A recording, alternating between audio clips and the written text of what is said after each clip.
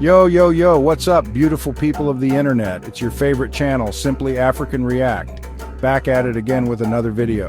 And today we're diving deep into the heart of Africa, to a place where the winds of change are blowing, Burkina Faso. This is about a new breed of leadership emerging on the African continent, a leadership that says au revoir to the old ways and bonjour to a future where Africa writes its own story. And at the center of it all is a man who makes headlines and breaks chains, Captain Ibrahim Traoré. So buckle up, Buttercup, because we're about to find out why Ibrahim Traoré is being hailed as Africa's boldest leader. All right, people, let's address the elephant in the room, or should I say the former colonizer in the room, France. See, France has had this long and messy relationship with its former African colonies, kind of like that ex who keeps showing up at your door even though you've changed the locks. They call it Francafrique, but it's basically a fancy way of saying, we're going to keep our hands on your resources and influence your politics even though you're supposedly independent. But Captain Traoré, he ain't about that life. He saw France's presence in Burkina Faso for what it was, a neo-colonial hangover that was holding his country back. So what did he do? He kicked them to the curb. Traoré gave French troops the boot, nationalized French-controlled companies, and told French media outlets spreading propaganda to pack their bags. The people loved it. They were like, finally a leader who's not afraid to stand up to the powers that be. Security is essential, especially in the Sahel region. Traoré knew true security comes from empowering your own people. He restructured the military, focusing on local defense forces. He launched the Volunteers for the Defense of the Homeland, or VDP. Traoré aimed to win the hearts and minds of the people. He improved soldiers' living conditions and equipment. Traoré sought partnerships based on mutual respect. Russia and Turkey answered the call. All right, folks, let's talk money, or should I say economic independence.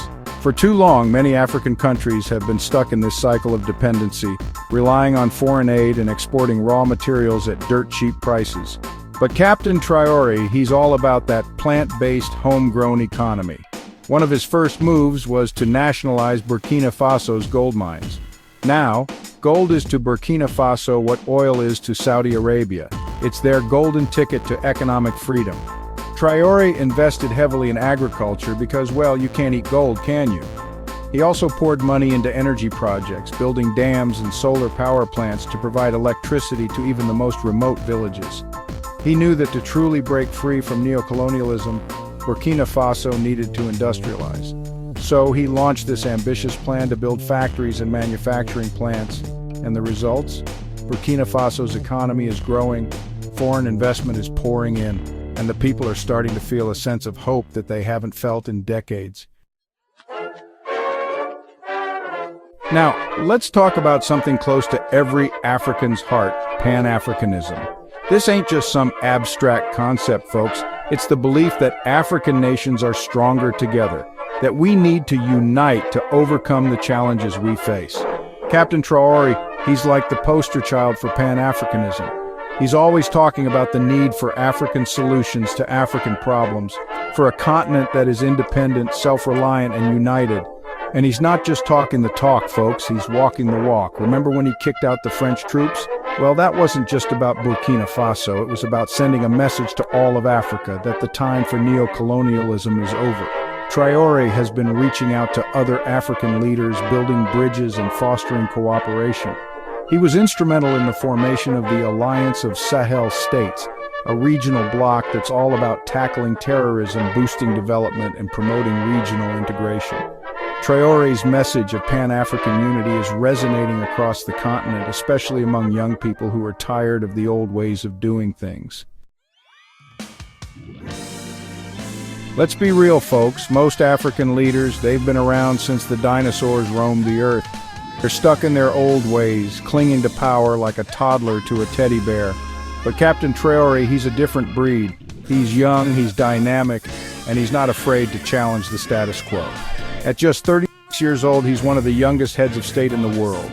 But don't let his age fool you, folks. This guy's got the wisdom of 1,000 elders and the energy of 1,000 sons. He understands the struggles of everyday Africans, especially young people who are facing unemployment, poverty, and a lack of opportunities. And it's not just about listening, folks. It's about action. Traoré's leadership style is all about getting things done. Under Traoré's leadership, things are changing. There's a new sense of optimism in the air, a belief that a better future is possible. Now, it wouldn't be a true story of African liberation without some pushback from the usual suspects, right? As soon as Traoré started making waves, the West came knocking, but not with congratulations. Nope. They came with sanctions, pressure, and all sorts of economic arm twisting. They were like, "You can't do that. You can't just kick out our troops, nationalize your resources, and forge your own path. You're supposed to do what we tell you." But Traoré, he wasn't fazed. He was like, "Oh, you're trying to sanction me? That's cute." He knew that the West's bark was often worse than its bite, and he called their bluff. He refused to be bullied, to back down from his principles. He was like, "I'd rather eat dirt and be free than dine on caviar and be a puppet."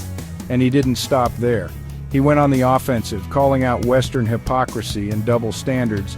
He inspired other African leaders to do the same.